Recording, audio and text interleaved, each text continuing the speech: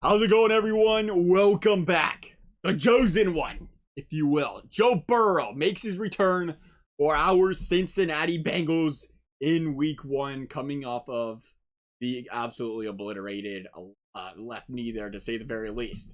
A lot of concern going into this game. Clearly, they played conservative early. Bengals did. First quarter there. Very conservative. A lot of runs, a lot of quick short passes, a lot of plays to make sure Burrow doesn't get beaten up back there.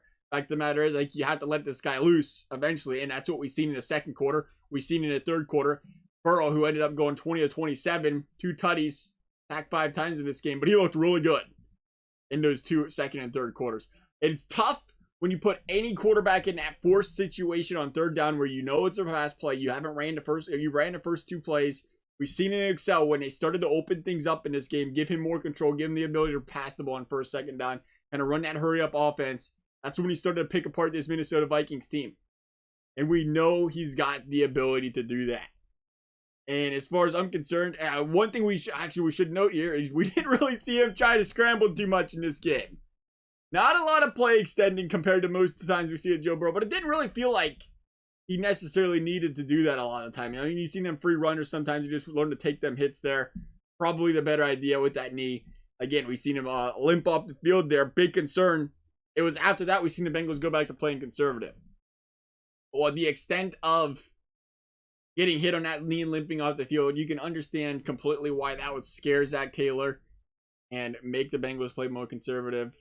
And again, I think the best thing you do is you just let this guy run the hurry-up offense. We've noted it before. Joe Burrow is a guy that picks teams apart. He knows the matchups. Got an excellent running back. He's got 3 excellent wide receivers. Uzama can hold his own on tight end. Let this guy go out there, stand up for 20 seconds. Peyton Manning it, just pick this defense apart, limb for limb.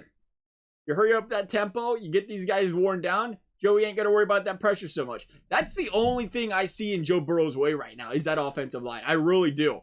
You give this guy time to throw the football, and he's tearing teams apart. He, in this game in particular, came back. He missed, 2 throws? He overthrew Mike Thomas. He threw him a little bit wide there, trying to get it out. That would have been a touchdown. And that early in the game there, was a Boyd he threw over his head early in that out route. However, it was only going to be a couple yards anyway. But just getting the nerves out, if you will, right? He ain't played in live action in quite some time. But besides that, he looked pretty crisp. I liked what I seen out of him. I still look at this guy as could be top 5 quarterback in this league, if not this year, next year, if not next year, the year after that, consistently.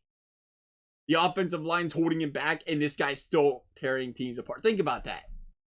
Sacked 5 times this game. Again, no, let's not bash the offensive line too much. They did look better this game than they did last year. You got to consider this is a Minnesota pass rush that can get to the quarterback. And for the most part, besides the missed assignments, they did pretty well in controlling that. And again, Joe Burrow, as Joe Burrow does, we brought Mike Thomas up.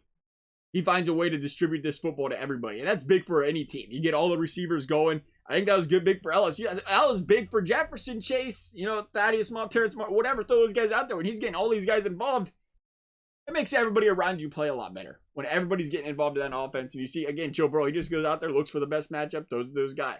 He's continuing to play like that. I don't think he played scared in this game. There was concern. How is he going to play with that knee? Again, don't think he was as mobile. I think he's got to learn he's not a mobile quarterback. If there's one thing we learned last season, he does a good job of extending the play. But Joe Burrow's got to learn. He ain't as fast as some of these guys, or ain't faster than these guys like he was in college. A lot of these guys will catch him from behind. He ain't got that speed, that NFL speed like he had that college speed, if you will. He's still an excellent player when it comes to extending that play. That's a big thing in this league, to get guys wide open extending that play.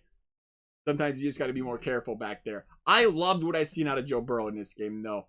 Still trending up, slow recovery, hoping everything is good with that knee after that game.